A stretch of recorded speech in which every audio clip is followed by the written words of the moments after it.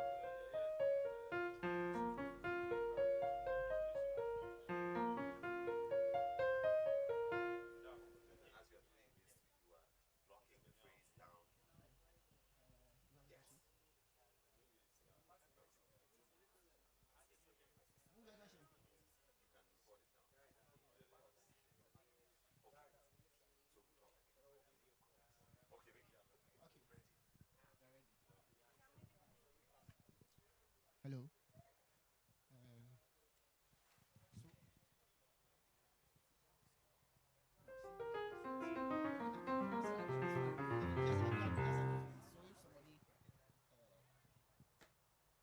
Hello.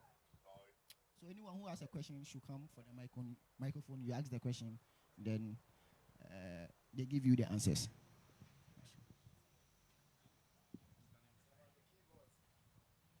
especially on the keyboard. So anyone who has a question should come and ask his or a question. Anything you want to know about the keyboard, you can come forward and ask. Okay.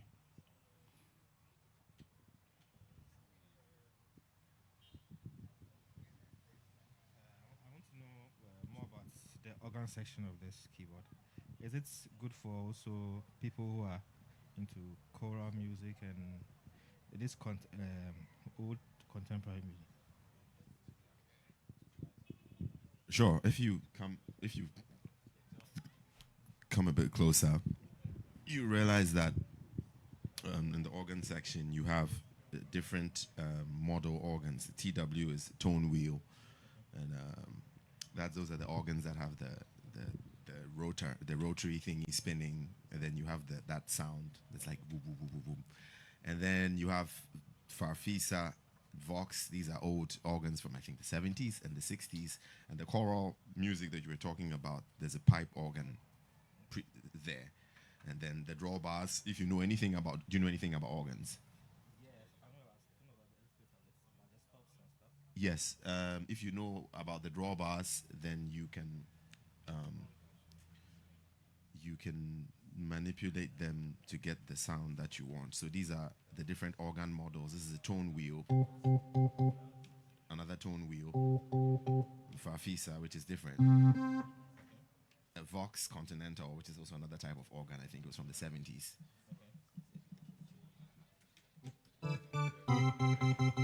So you see, they all have different sounds, and then the pipe organ.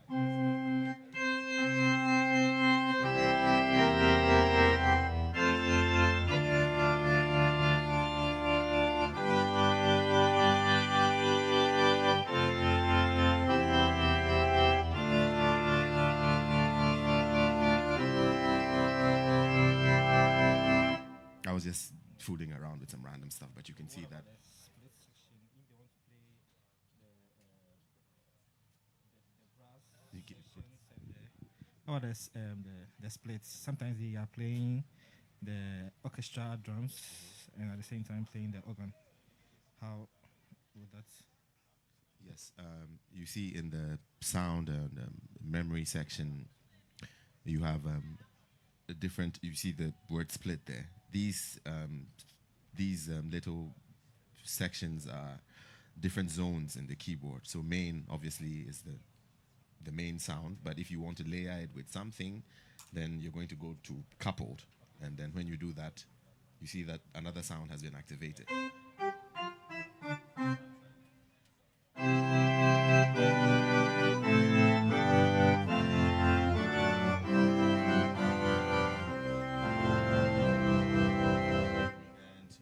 going further, if you activate lower, then you see something else happened there, and that's the keyboard is now divided into different sections, and then you can have whatever you desire here. And if you use the arrows, that's what selects whatever part it is. So if you want to change that to something else,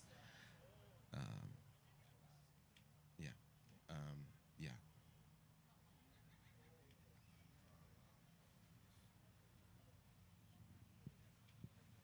Mickey, I think I need your help now.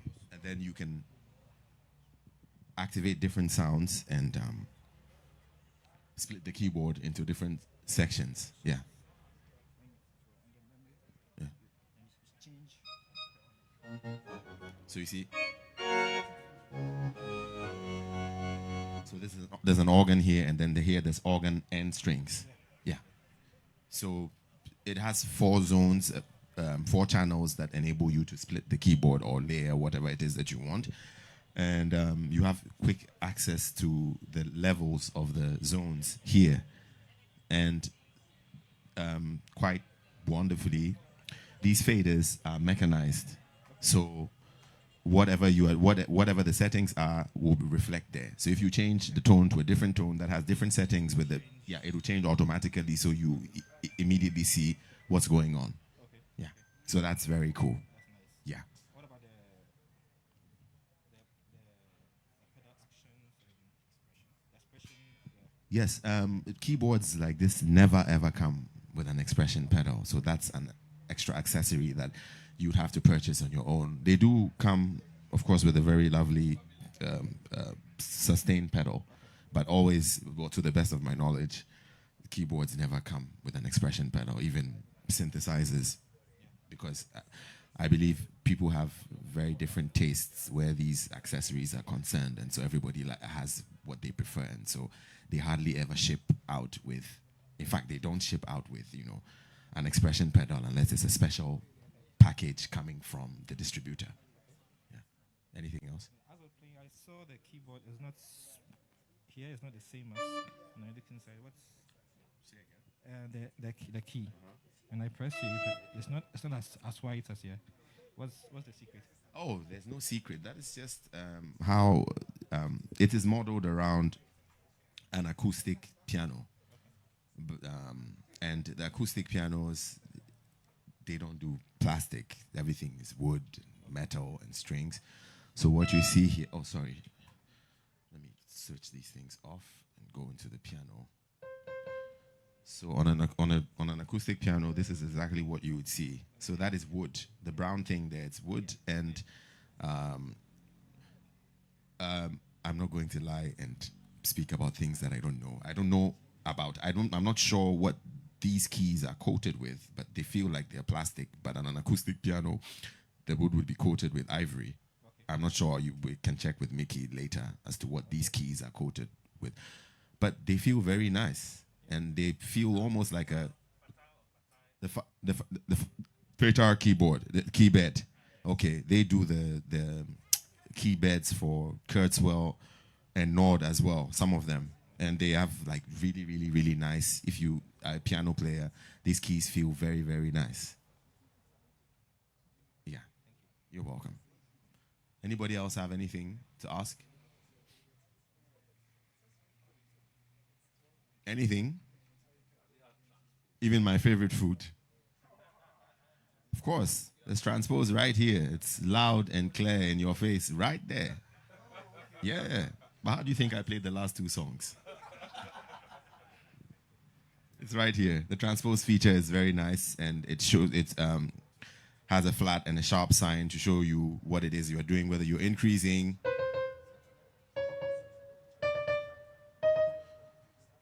So that's very nice and very clear and no fuss. So transpose, definitely. Anything else?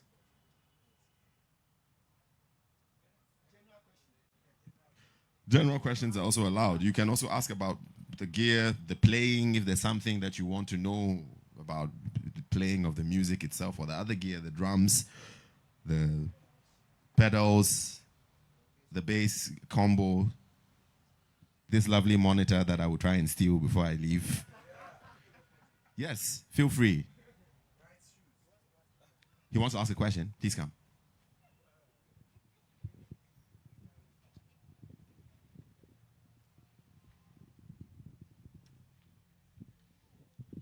First of all, I'd like to ask, how do you layer on the visual?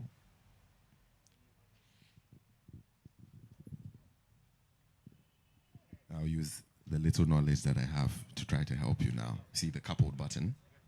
So when you press it, you see that it's activated another sound, and so you're probably trying to layer with strings, yes? Yeah. So we go to strings. So we have easy strings, and the Japan Live is the piano. So, and the fader here, down, up.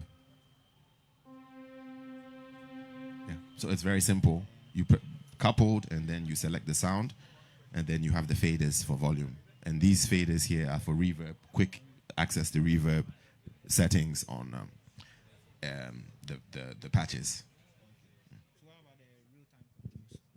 What about the real-time controls, the cutoff and resonance?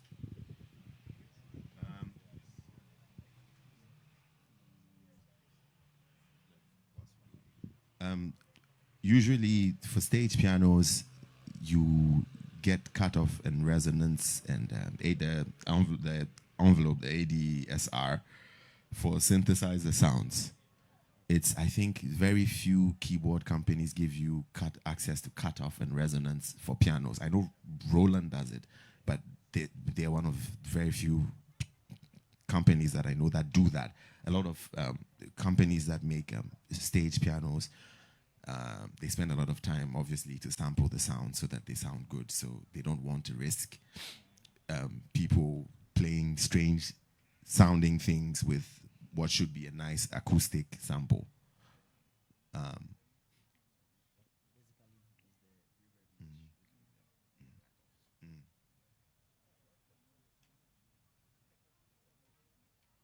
You're into synthesis.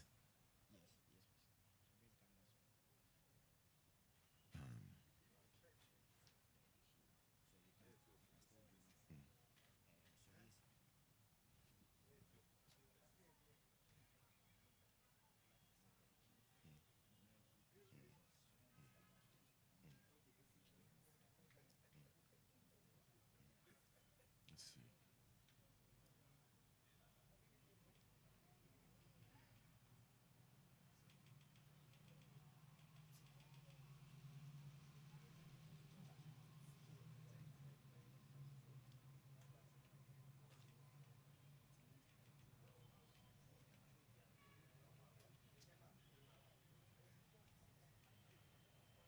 I'll have to do some more research and get back to you on that. Yeah. Next question. Caleb.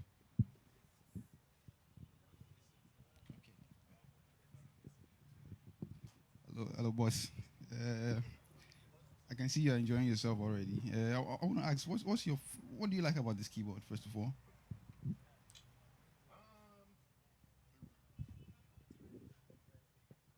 The first thing that I already know the sound from the S7.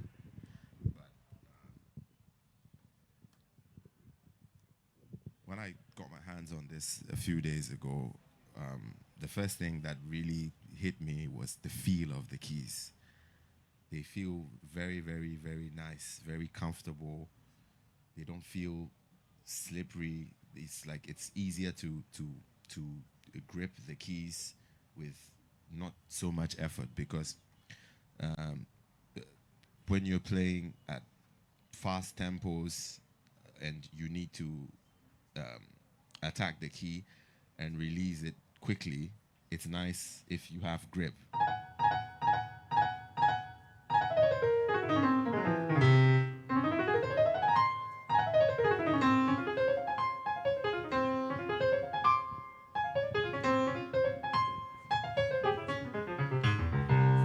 So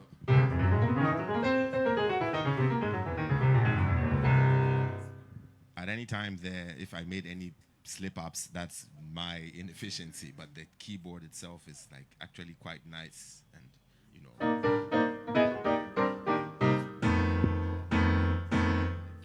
the keys feel very, very nice, almost on like on a high end acoustic grand piano. So that's what I really like. That's the first thing. Then after that, of course, then it has nice patches, nice samples, some synthesizer sounds here and there, and the layout is very user friendly. So you have quick access to stuff with the mechanized faders that are sometimes drawbars if you're in the organ section. So all in all, you don't need to do a lot of studying to find your way around the keyboard. It's when you want to dive quite deep and tweak things, then yes, of course. But for the basic things that most players use it for, like layer and a split, selecting sounds, it's very, very easy. You have a screen that tells you everything that's going on. You have your banks that are right in front of you with patch numbers. It's so ease of use and nice sounds, and of course the feel of the keys. Those are like three top selling points for me. You spoke of patches and nice sounds. Uh, which is your favorite, especially in the piano category?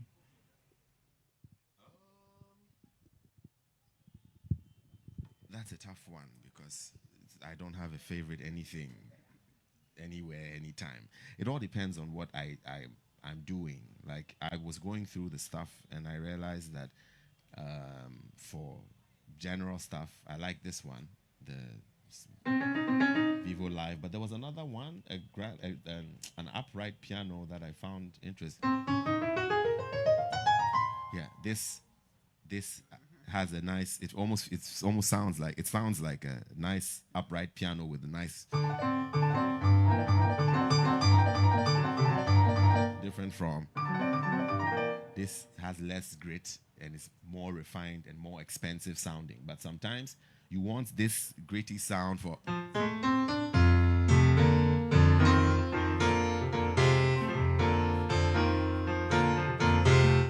want that grit. And so it's really nice to have the options. Yeah.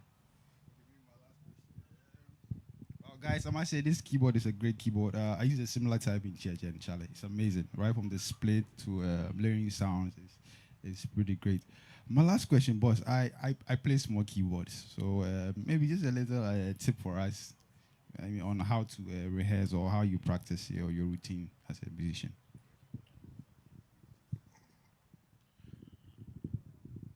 Okay. Now we've entered the territory that I almost always go for first because you see, it depends on what it is that you want to do with your piano playing. But if you don't want to feel pain and you want to play whatever it is that you can imagine, before you even start thinking of playing songs, you have to learn how to speak to the instrument or how to let the instrument speak for you. And then you also have to understand how your body works so that you are not using the wrong muscles and the wrong mechanisms to play the piano. When you're using the wrong things, you can get the sound that you want. Yes, it may be clean, yeah, but you feel certain aches and pains, or it will not be consistent, and it will be funny, and then your capacity for error would be great, because if we are not taught certain things, we go with instinct, and instinct tells you that, okay, I have a very linear instrument in front of me and the keys go down. Yes? So what do I do to get a sound? I go down like this. Wrong. That is very wrong, because then you are just applying brute force down into a wall that is not going anywhere, and the rebound is going to cause you problems. And also, it will not get you to play in a very fluid manner.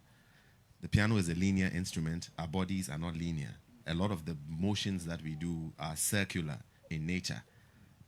For example, when you want to hold a pen, you do this, yeah, and look at your fingers. Yeah. Bye-bye. You see?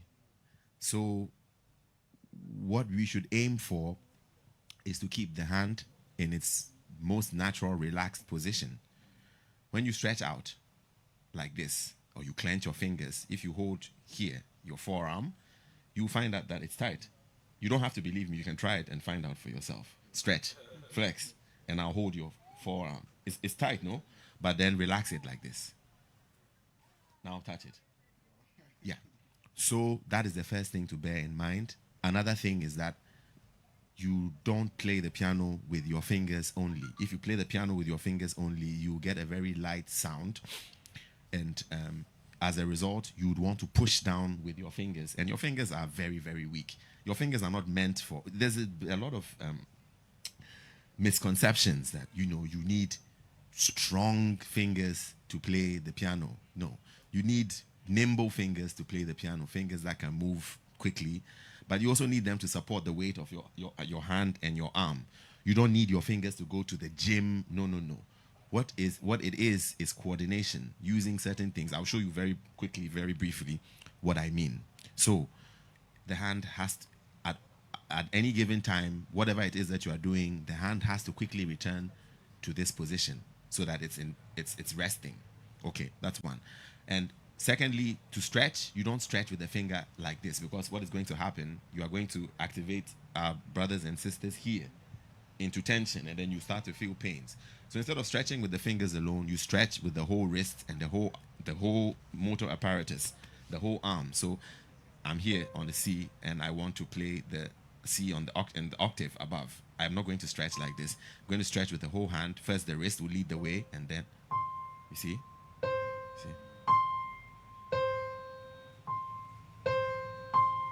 And then my hand closes immediately.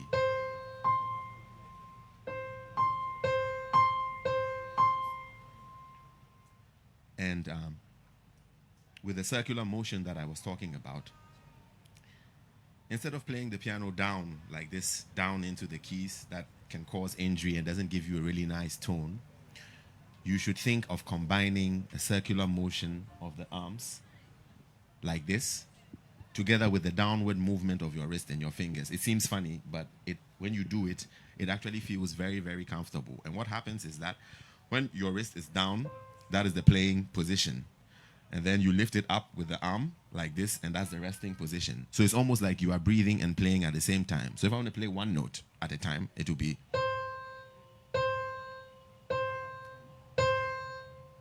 And you are pushing forward with the arm, but your wrist does this. So what that does is it almost totally eliminates your fingers from the equation. You are not doing this to come down. The whole arm is coming up and then going down. And then you stick your fingers out at the last minute to get the articulation that you want. So I'm hitting very hard, but I'm not using a lot of energy. It's more efficient than.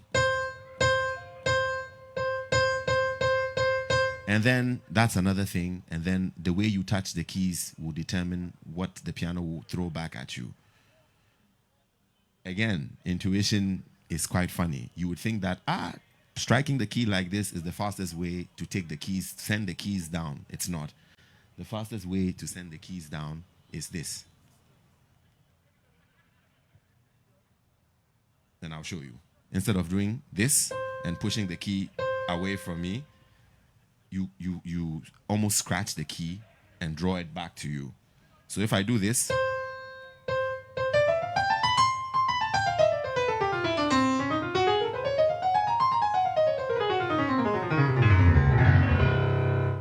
without really missing any note, because this is easier and quicker to do than this. And also to get a very sharp articulation, instead of raising your hands and then banging down and then quickly retracting, you have to pull the key towards you, like you're scratching, but towards you. So, you see?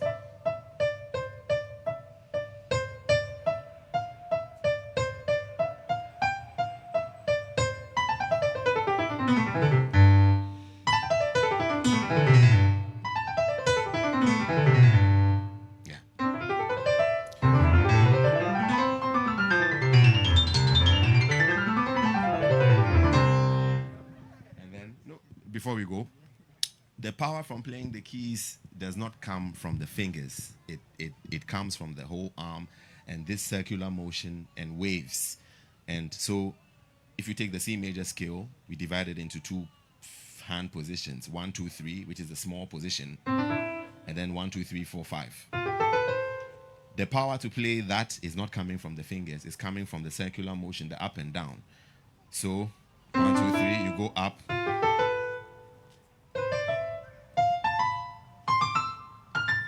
So when you do this, you are able to play with moving your fingers very, very little. See, I barely moved my fingers. And then as you are playing faster, the size of the movements will reduce. It's not going to be, but it's going to be. When it's very far.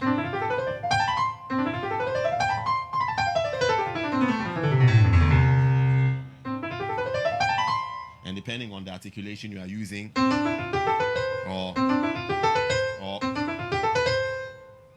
so power and volume comes from how heavy you make your arm, or the level you are dropping into the keys from. And then the articulation, whether it is legato and connected and flowing or sharp, comes from whether you are doing this or you are doing that. And it's always advisable to practice things in like very, very small segments. Because when you do things in small segments, you magnify whatever problems you have and you deal with them. So before I go on this issue, a C major scale, there are different things to worry about. Position 1, position 2, crossing over. So you practice the crossover. And the crossover, there are two types. There's when you are playing relatively slower with legato articulation, then you do the crossover.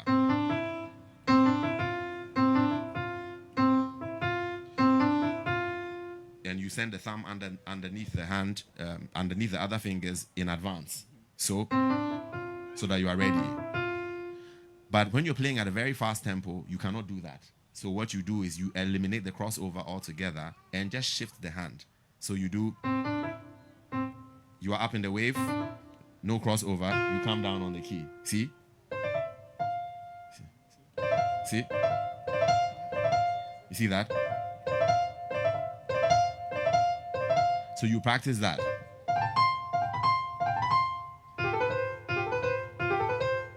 But slow, of course. And then you combine the both of them. Same with the left hand.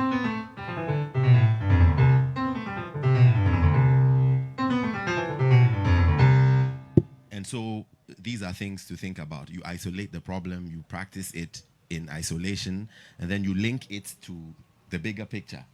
Because if you just come and say, oh, okay, I'm going to practice my major skills and I'm going to start from the beginning and run to the top all the time, you'll be ingraining bad habits, and you are practicing a lot, but nothing is changing because you are not changing anything. So you have to be very deliberate and always try to break things into very, very small blocks of information and then work on them.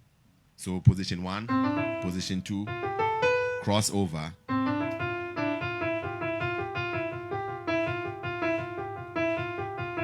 And the other crossover.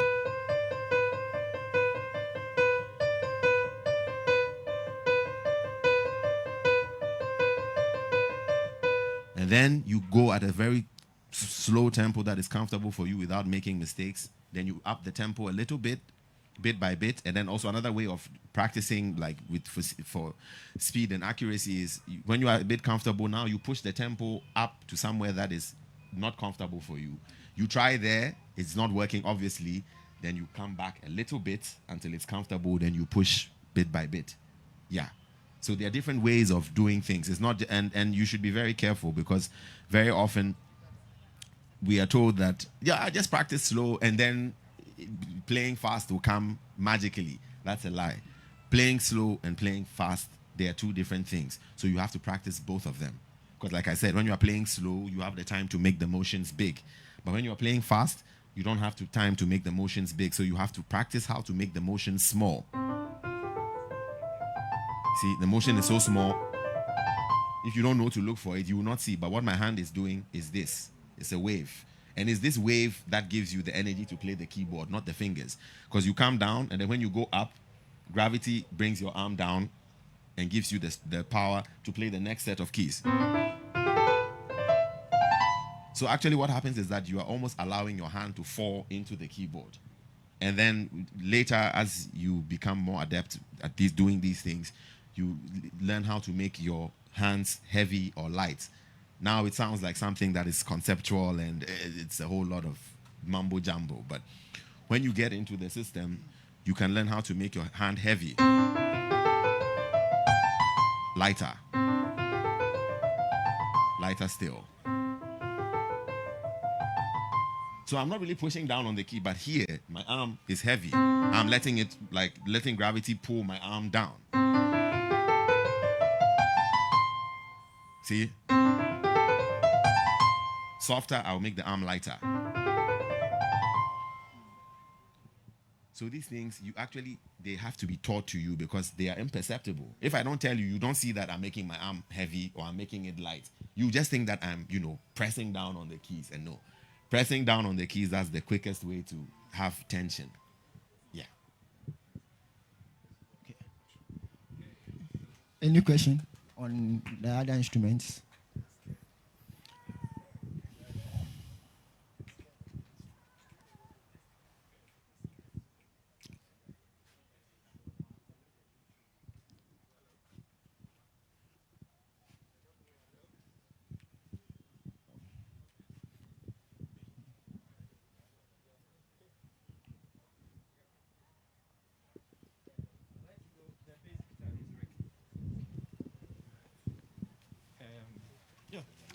Mr. Wright, I beg, what are you using and what's your rake flow and why are you using it, and can you explain to us? Okay, so I have EBS envelope filter, a triple envelope filter. Then from the envelope filter, I go to the EBS micro bass 2. And this is just like the preamp here. Yeah. And then I go through to the EBS combo, the classic 500. Yeah. So that's the chain. It does. This is a preamp. It does. I said I went through this before this and that, so automatically this affects the sound that's coming here. And also, so I have this EQ, I have little EQ, and I have a drive here, and I have a tube simulator. What I was doing is that the output, what you're hearing from here, is not going through the mix. It's not mic'd. Yeah. So the output is taken from the micro bass too. So I have the EBS sound going into the mix. Mhm. Yeah, because you could realize that the sound that's coming from here is sweet. It's amazing. So I want to have the same sound into the mix, so that those listening through the mains and stuff like that, they will enjoy the EBS preamp sound. Yeah, and also it does sound shaping. It does tone shaping a bit. Yeah, it does tone shape. And that's it. And this is just a triple envelope filter. Normally, regularly, envelope filter is a filter, like it filters the the the the high end. What you people normally call auto wow, and yeah, that's an envelope filter. But this is like a triple wave filter. You can filter the mids and leave the highs in the bit. So I can filter it, but you wouldn't hear that it's been filtered. So there's no envelope filter opening things like wow, wow, wow, wow. But I'm filtering the mids, and I can also filter the low ends. I can tighten it up. I can do that woo woo woo sound on the low ends too. So this is a cool thing for me. So it's not just a regular filter, but it's like a three. You see, triple envelope filter. Because as we're playing a snap, you switched, Yeah, Yeah. some songs and yeah. I had a 9. How much I pay?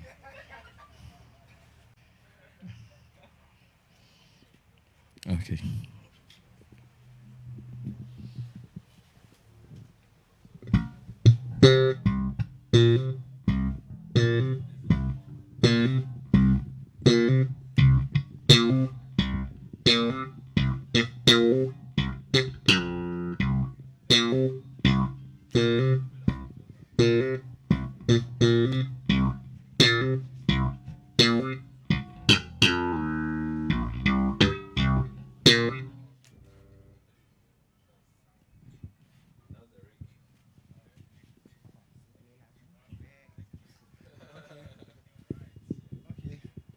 Okay, so they will take, they'll play their last session, and we will be done for today.